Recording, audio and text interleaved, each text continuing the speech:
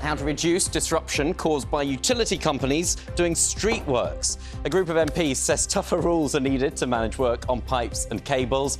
I'll be digging in to their report.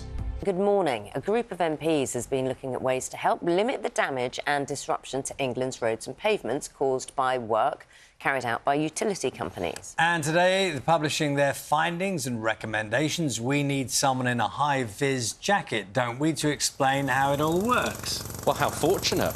How fortunate. Do you know, when I was at journalism school, I must have missed the day when they said, we'll teach you how to move cones across a studio. Did you have to have a lesson? Well, of course. I mean, not anyone can do this. This is tough stuff. Sure.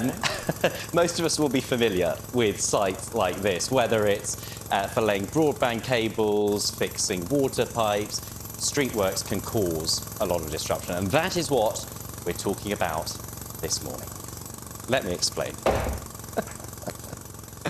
Good morning. Yeah, you'll lose this as well for the moment. When utility firms dig up roads and pavements for streetworks, it affects us all, doesn't it? Drivers, cyclists, pedestrians, whether in cities, towns or villages. The AA claims that last year, utility firms dug an average of 17,000 holes in every local authority in England outside London. That's up from just over 13,000 back in 2018, a huge number. 200 organisations currently have the right to open up the road surface to carry out street works. Most projects are essential repairs or upgrades to ageing infrastructure. And common complaints include work overrunning, sites being left unattended and repeated work in the same location.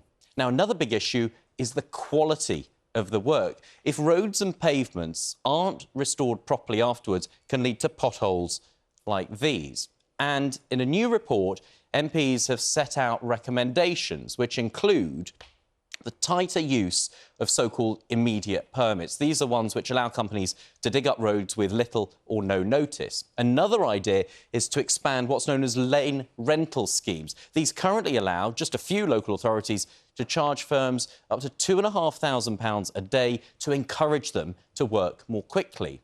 And the other recommendation is for a new streetworks commissioner for England to act as a bit of a watchdog and to deal with complaints. Some campaigners welcome the recommendations, but say they don't go far enough. The fines currently are ridiculous. So, if you have an inspection, it's £50 you need to pay, or £120 for a secondary inspection. If you don't repair the street to the level of quality that it was before, within 6 months, you then get a £2,500 fine. I mean, that's just ridiculous. It's not even vaguely close. So that they make very welcome noises about improving the fines, yes, but they're just not, I think, being strict enough or pushing enough on that.